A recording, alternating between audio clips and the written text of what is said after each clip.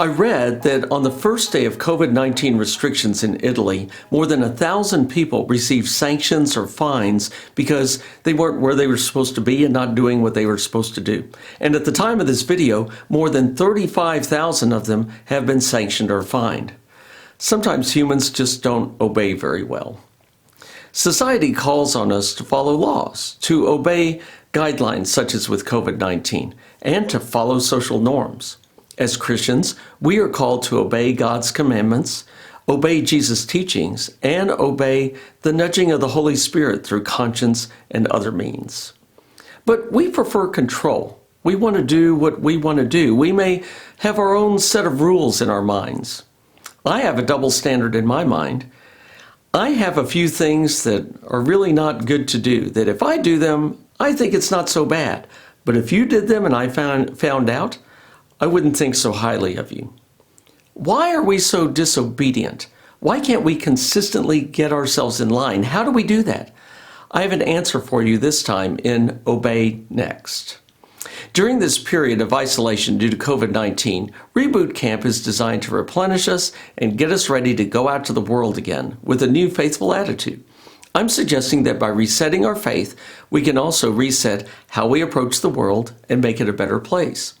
Cecil Taylor Ministries is focused on teaching Christians how to live a practical 7-day faith. So in each devotional, I put out a faith problem and recommend a remedy and how to put it into practice. This is number 5 of the 12-part series.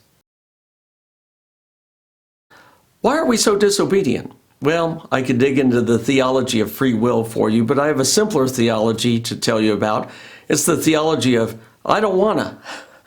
I can relate to Paul's lament in Romans 7. He says, I want to follow the commandments of God, but what I find myself doing is the opposite.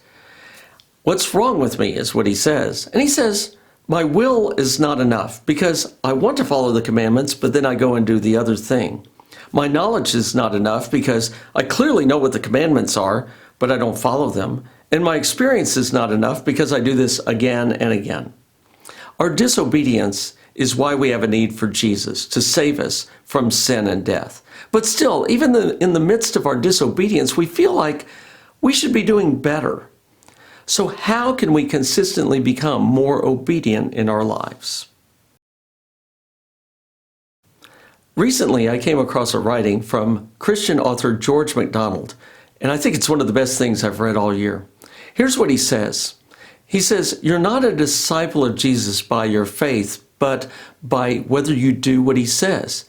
He says you can't call yourself a disciple of Jesus, a follower of Jesus, if you don't follow what he teaches. But MacDonald says it's easy to become a disciple. All you have to do is obey in the first thing you can think of where you're not obeying him, and then obey in the next opportunity, and obey in the next.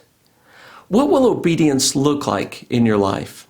Well, maybe today you'll pray more. You'll talk to God, guided by the Holy Spirit, and absorb his love and grace and will. Maybe you will give differently than you have in the past.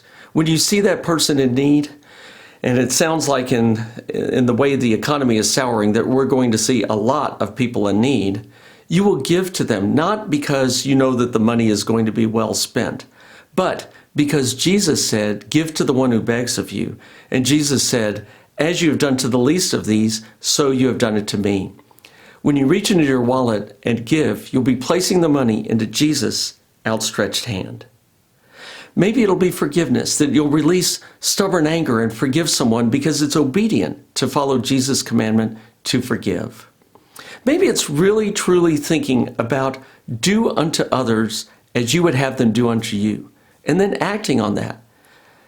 Maybe you can consider how right now the best thing you can do for somebody is this, and you do it as a do unto others kind of task. You know, I've said in prior videos, and I say it a lot, if we would just do what Jesus said to do, our lives would be better and the world would be better. So please consider how you can move from I don't wanna to obedience in the next.